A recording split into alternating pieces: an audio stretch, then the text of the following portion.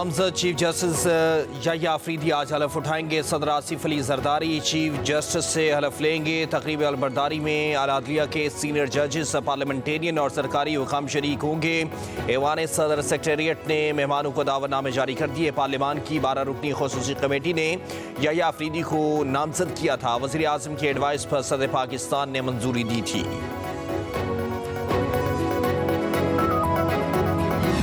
High court जब मैं गया तो मैं वाहिद जज था। किसी से मुझे सीखने को नहीं मिला। वकीलों ने मुझे सिखाया। मेरी वालदा ने मुझे कहा आप डिग्री कर लो, उसके बाद जो मर्जी करो। तो डिग्री जैसी मुझे हाथ में आई बार की, साथ साथ मेरी शादी भी हो गई। तो 42 साल मुझे इस प्रोफेशन में हुए हैं और 42 साल से मेरी शादी को भी हुए हैं।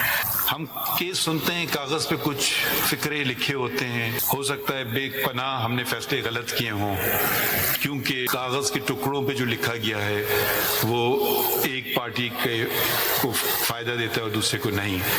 सच क्या है वो तो ऊपर वाला जानता है।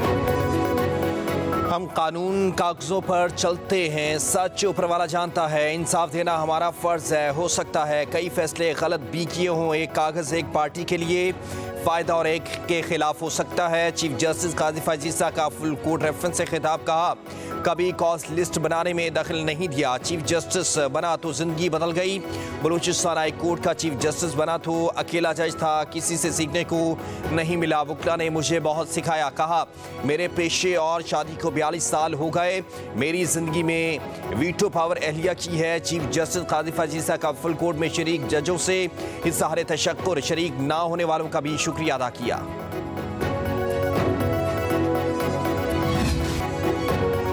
सीनियर जज जस्टिस मंसूर अली शाह ने चीफ जस्टिस काजी फैज़ ईसा की रिटायरमेंट पर फुल कोर्ट रेफरेंस में शिरकत से इनकार कर दिया। रजिस्ट्रार को मुरासले से आगाह किया। कहा चीफ जस्टिस का बुनियादी फ़र्ज शहरियों के हुकूक़ का तहफ़्फ़ुज़ करना और सबको इंसाफ फराहम करना है।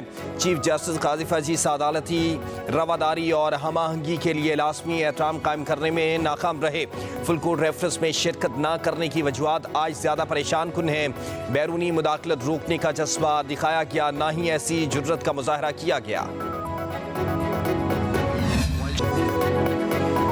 जस्टिस काजी फैज़ ईसा ने ख़वातीन और बच्चों के हुकूक़ का तहफ़्फ़ुज़ किया। उन्हें बहुत अच्छा इंसान पाया। नामज़द chief justice Pakistan justice Yahya Afridi का फुल कोर्ट से रेफरेंस में इज़हार ख्याल। कहा जस्टिस काजी फैज़ ईसा बहुत नरम मिजाज हैं, लेकिन अगर उन्हें उकसाएंगे तो फिर उनके गुस्से से बचना मुश्किल है। मैं खुद भी कई बार उनके गुस्से का सामना कर चुका हूँ। ये बिल्कुल भी अच्छा तजुर्बा नहीं था। कई मौक़ों पर चीफ जस्टिस से इख्तिलाफ हुआ, लेकिन उन्होंने हमेशा मेरा मौक़िफ़ तहम्मुल से सुना।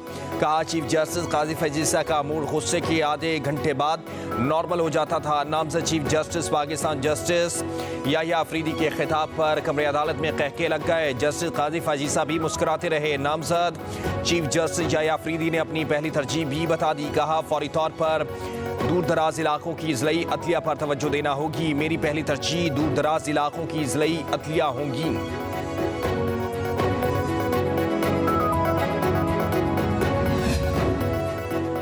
अदलिया की तारीख का एक अहद तमाम। चीफ जस्टिस काजी फैज़ ईसा के एजाज़ में फुल कोर्ट रेफरेंस। नामज़द चीफ जस्टिस याह्या अफरीदी समेत सुप्रीम कोर्ट के जजों की शिरकत। जस्टिस मंसूर अली शाह उम्र की अदायगी की वजह से शरीक नहीं। जस्टिस मुनीब अख्तर, जस्टिस आयशा मलिक और जस्टिस अतर मिनल्लाह, जस्टिस शहजाद अहमद खान ने शिरकत ना की। फुल कोर्ट रेफरेंस में चीफ जस्टिस काजी फैज़ ईसा की एहलिया की भी शिरकत। उन्होंने अच्छा वक्त गुजारा है और वो एक गैर मुतनाज़ तौर पर इस वक्त अपने ओहदे से सबकदोश हो रहे हैं। हम उनको इंतहाई कदर की निगाह से देखते हैं।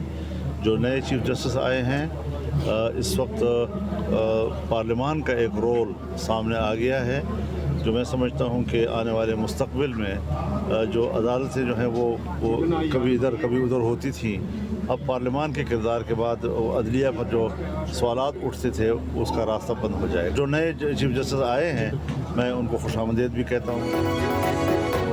चीफ जस्टिस काजी फैज ईसा ने गैर मुतनाज़ और अच्छा वक्त गुजारा। बुशरा बीबी समेत तमाम खवातीन को अदालती रिलीफ मिला। सियासी एहतिजाज पर पाबंदी का कायल हूँ, ना ही किसी सियासतदान के खिलाफ मुकदमे का। मौलाना फजल रहमान की चिन्योट में सहाफ़ियों से गुफ्तगू, बोले हम अपोजिशन का हिस्सा हैं, हुकूमत में आने का कोई इरादा नहीं है। एहतिजाज हर किसी का हक, लेकिन सूबों की विफाक पर चढ़ाई मुनासिब नहीं।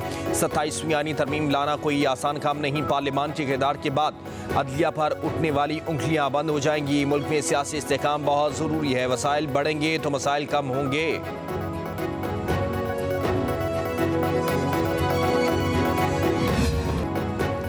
इस्लामाबाद में संजानी टोल प्लाजा के करीब कैदियों की 3 वैन्स पर फायरिंग। हमले के दौरान पीटीआई के 2 MPs और कारकुनान समेत मुतादिद कैदी भाग निकले। पुलिस के मुताबिक 18 से 20 हमलावरों ने फायरिंग की। पुलिस की गाड़ी को भी निशाना बनाया गया। फायरिंग से मुतादिद एहलकार जख्मी हुए। पुलिस की भारी नफरी ने इलाके को घेरे में ले लिया। फरार होने वाले तमाम कैदियों को दोबारा गिरफ्तार कर लिया गया। खैबर पख्तूनख्वा के वजीर के बेटे समेत 4 हमलावर भी गिरफ्तार कर लिए गए। IG इस्लामाबाद ने कैदियों की दोबारा गिरफ्तारी की तस्दीक कर दी। बताया 3 वैन्स में 82 कैदी मौजूद थे। डी चौक पर एहतिजाज के मुलजमों को अदालत पेशी के बाद अटक जेल मुंतकिल किया जा रहा था।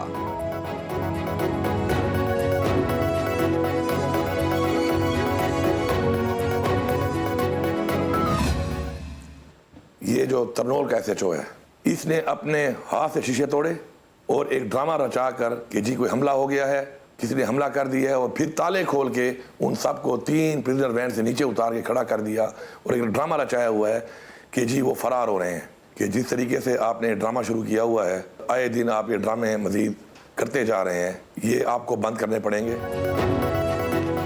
थाना तरनोल के SHO ने खुद वैन के शीशे तोड़े। ड्रामा रचाकर सब कैदियों को वैन से नीचे उतार कर खड़ा किया गया। वज़ीर आला KP अली अमीन गन्नापुर कहते हैं, इस्लामाबाद पुलिस आए रोज जाली ड्रामे कर रही है, इन्हें ये ड्रामे बंद करना पड़ेंगे। कैदियों की जमानत हुई थी।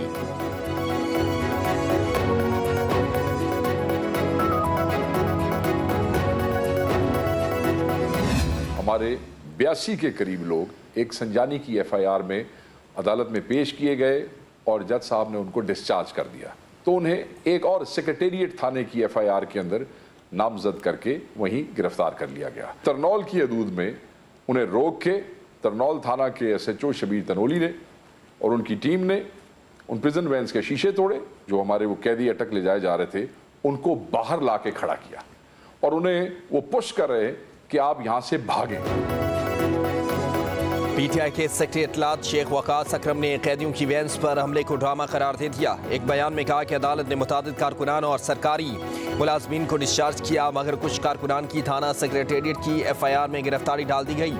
SHO शबीर तनोली ने कैदी वैन के शीशे तोड़े। गिरफ्तार MPA और कारकुनान को भागने का कहा, मगर तमाम कैदी वैन्स के साथ खड़े रहे। बैरिस्टर डॉक्टर सैफ ने कहा कि कोई जी शऊर इंसान जाली हुकूमत के इस ड्रामे को हकीकत मानने के लिए तैयार नहीं। इस हरकत से मावराए अदालत कत्ल का खदशा पैदा हुआ।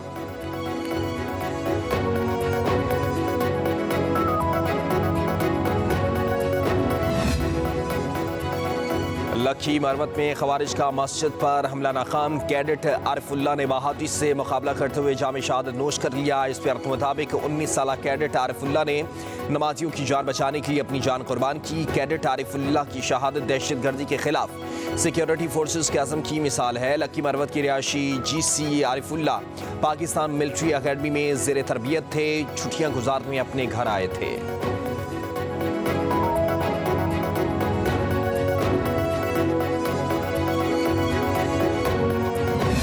बानी PTI की दोनों बहनों अलीमा खान और उस्मा खान को रिहा कर दिया गया। जहनम जेल के बाहर बहन नौरीन और बेटे शहरोज भी कारकुनान के साथ मौजूद थे।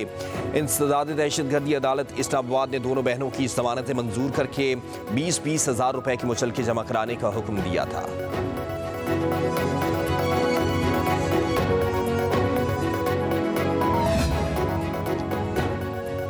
कराची के मकीनों को बिजली का एक और झटका। नेपरा ने फी यूनिट 3 रुपए 3 पैसे महंगा कर दिया। बिजली जुलाई 2024 की माहाना फ्यूल प्राइस एडजस्टमेंट की मद में महंगी की गई। वसूली दिसंबर के बिलों में की जाएगी। नोटिफिकेशन जारी।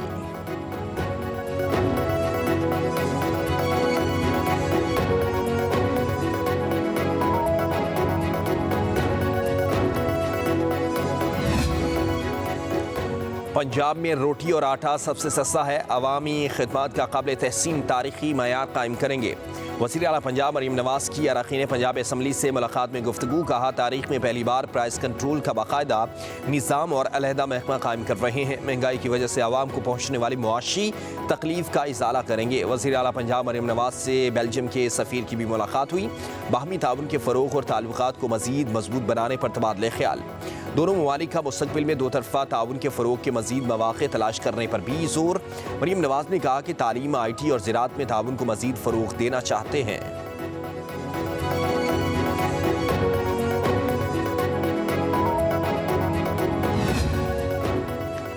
अवाम की फलाह बहबूद के लिए इक़दाम किए जा रहे हैं। बच्चों की तालीम और तरबियत पर खुसूसी तवज्जो है। वज़ीर आला मुराद अली शाह का कराची में तक़रीब से खिताब।